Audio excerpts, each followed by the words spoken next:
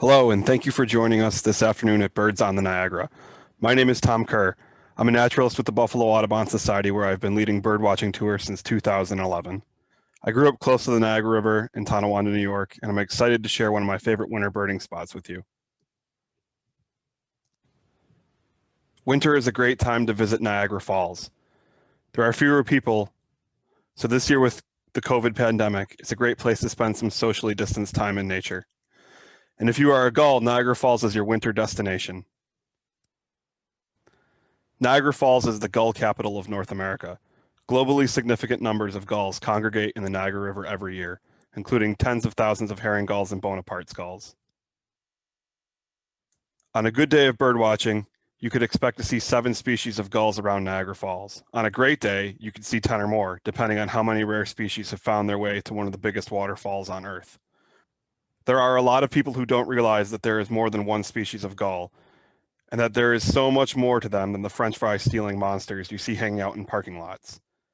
18 species of gulls have been recorded at Niagara Falls. I'm going to go over some of the more common species you would find here and how to prepare yourself for a birdwatching visit to Niagara Falls.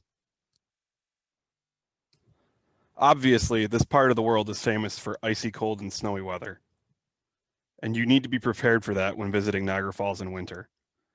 This is a photo of my spotting scope on a freezing cold morning after I was blasted with mist while trying to see the gulls at the base of the American Falls.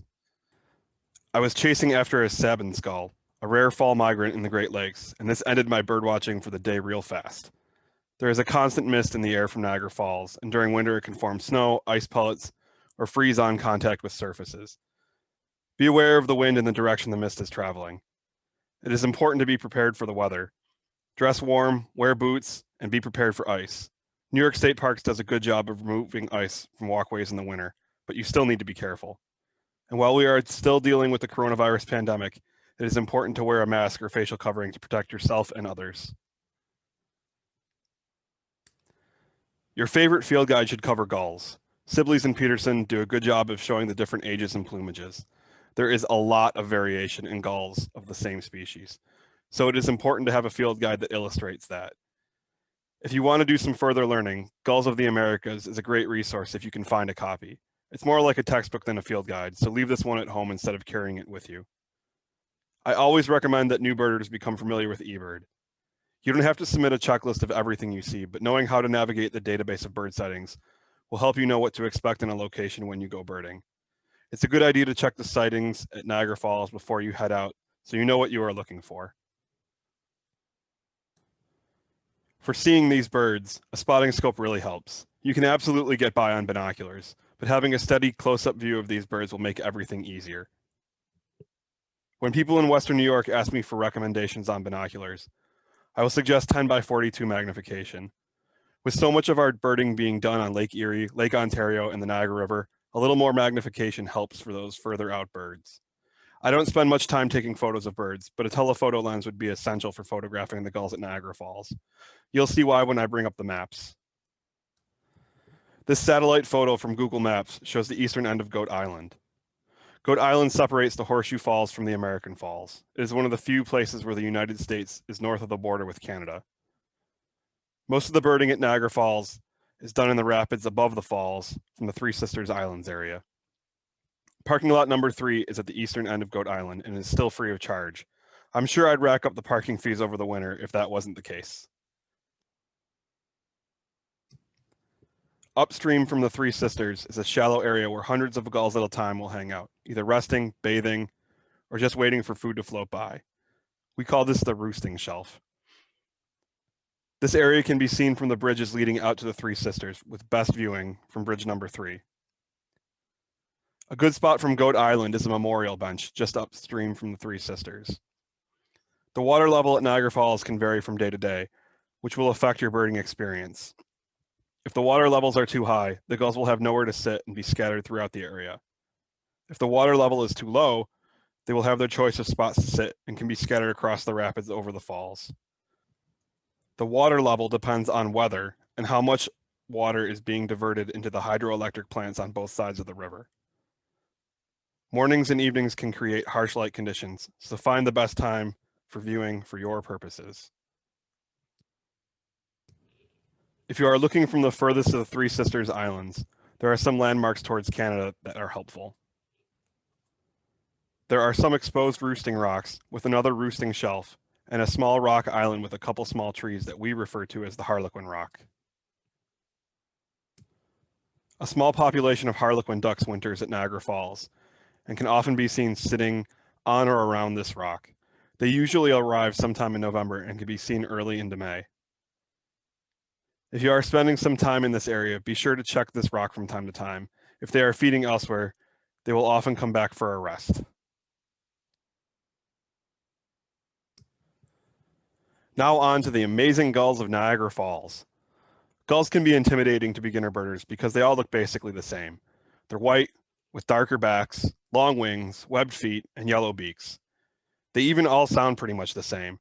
So if you are a good ear birder, you're out of luck here. I consider myself a pretty good ear birder, and I have never bothered to learn one gull call. The good news about gulls is they are big, sit in the same place for hours, and will sleep right in front of you. They aren't spooked that easily and will give you a good chance to look at them. Because of the limited time we have today, we're going to focus mainly on adult gulls, though some of the photos will have juvenile gulls mixed in. That's another talk for another day. So what are we looking for when we are looking at gulls? What distinguishes one species from the next? Start by looking at the mantle color. The mantle is the darker back of a gull that ranges shades of gray between black and almost white. Darker mantled gulls really stand out in a crowd.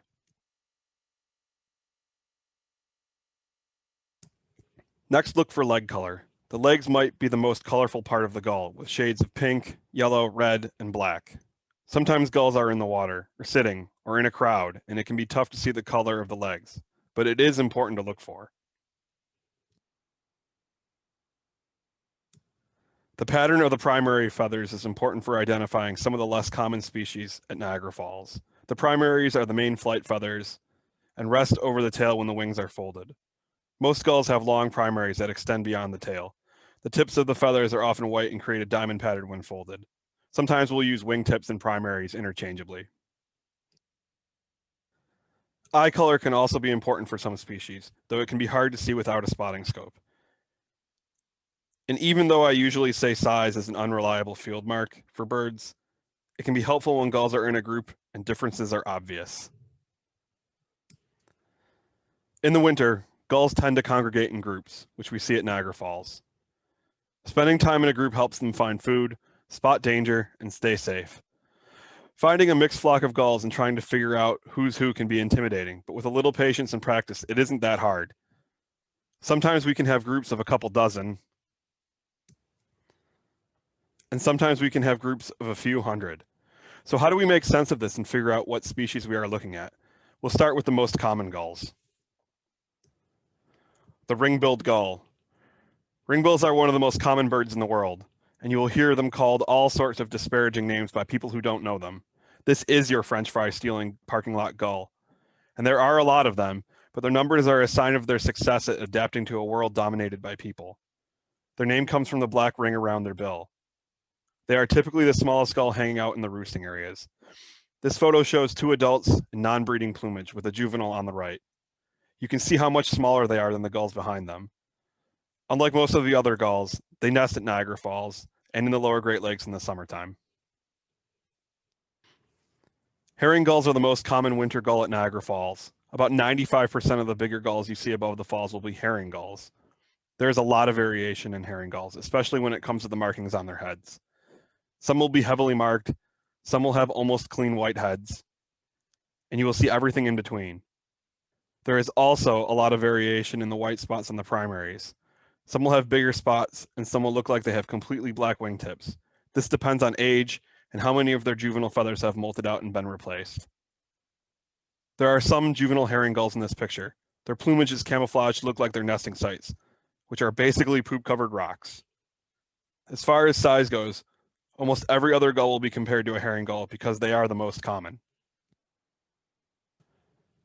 Next, we have the great blackback gull, the largest gull in the world. They are big and they act big. Great blackback gulls are so big that they can be confused for eagles when in flight. They have the darkest mantle of any of the gulls we see at Niagara Falls and always have a clean white head. You can't see it in this photo, but they have pale pink legs. Like most gulls, the great blackback are opportunistic scavengers who will steal food from other gulls, prey on baby birds, and even steal fish from osprey. They will even hunt exhausted songbirds migrating over the Great Lakes by knocking them into the water. The great blackback is the king of the gulls. They are much bigger than a herring gull and hard to miss.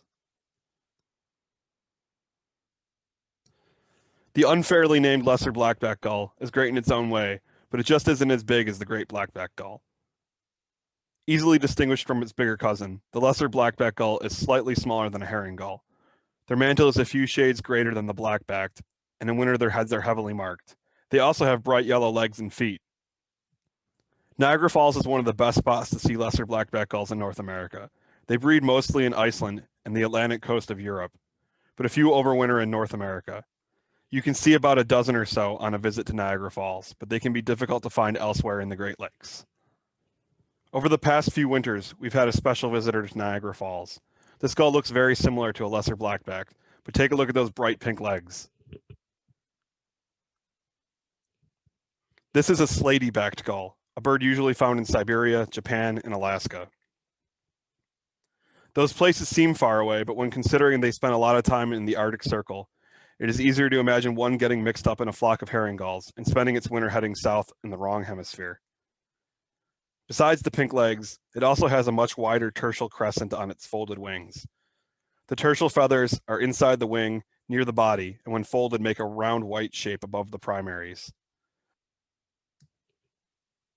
The dark markings on its head are similar to a lesser blackback, but slaty-backed gulls have a dark eyeshadow effect around their eyes. People traveled from all over New York and the Northeast to see this gull in December and January, but it hasn't been seen in a few weeks. Perhaps colder weather and freezing of the Great Lakes will send it back our way. Here's a good look at the dark eyeshadow and the wide tertial crescent. Now we're going to move on to the white-winged gulls. This is an Iceland gull, which is a confusing species for sure. A typical Iceland gull has a very pale mantle, a pale eye, and unmarked white wingtips. This is not what we see at Niagara Falls.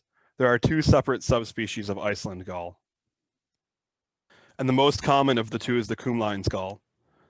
There is a lot of variation in Kumlines gulls, with many of them looking similar to herring gulls. The mantle of a Kumlines Iceland gull is almost as dark as a herring gull, but the primaries can range from all white to dark gray. Kumlines gulls also have a moderately marked head, where a typical Iceland gull has a clean white head. This one here has a dark eye and gray wingtips.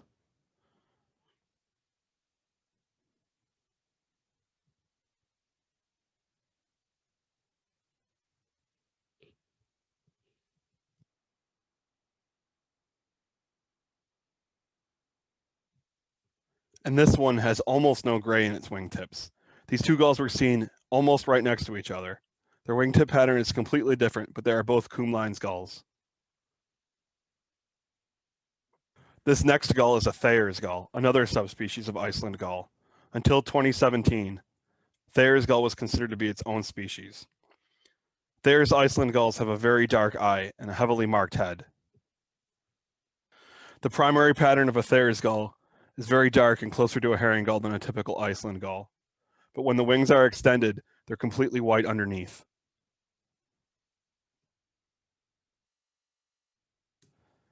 Next up is another big one, the glaucous gull. Glaucous gulls are almost as big as the great blackback gull.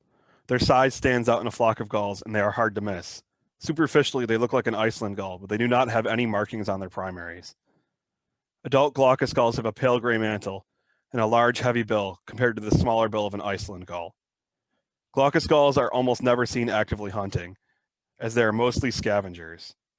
Iceland gulls are more active when they feed, so you don't usually see the two mixed together outside of roosting areas. Really quickly, I'd like to talk about hooded gulls. Hooded gulls are smaller and have a black hood during the breeding season. We usually don't see them in breeding plumage except for a few making their way north in April and May. The most common of the hooded gulls in the Niagara River is the Bonaparte's gull. Bonaparte's gulls are usually found in large flocks, diving for small fish below the surface of the water.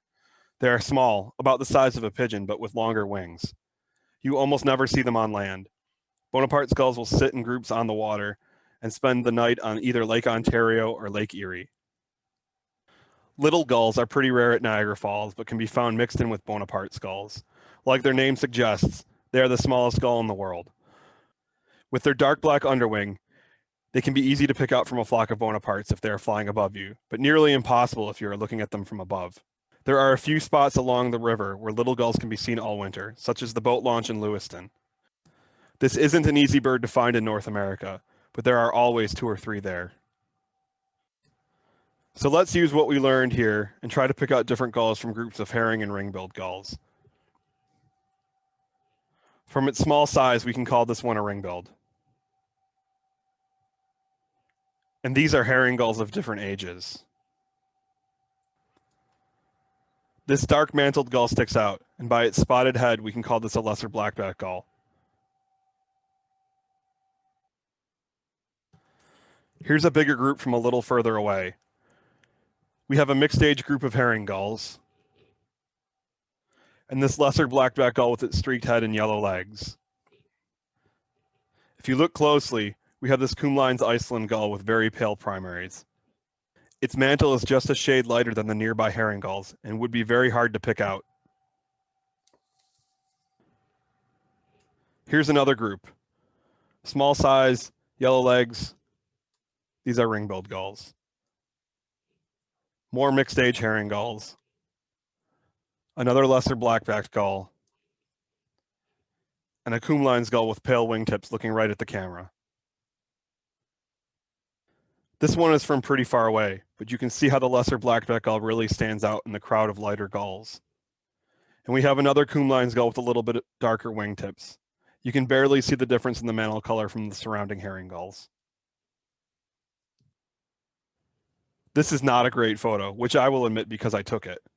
But we have another standout lesser blackback and a Kumlein's with pretty dark primaries.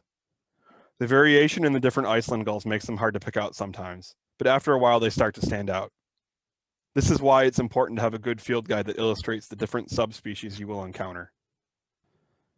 Here we have a Kumlein's Iceland gull trying to hide behind the herring gulls here. This other one here could possibly be a Thayer's Iceland gull. The primaries seem a little lighter, and its head has a lot of spotting. Unfortunately, the distortion in the photo makes it hard to see clearly. A lot of my photos are taken with the camera on my phone by putting it right up to the eyepiece on my spotting scope. It's a good trick to learn if you don't have a camera with a telephoto lens. They won't make the cover of National Geographic, but they can be good enough for ID shots. Here's a gull I saw last month, and I'm open to any ideas on what it could be.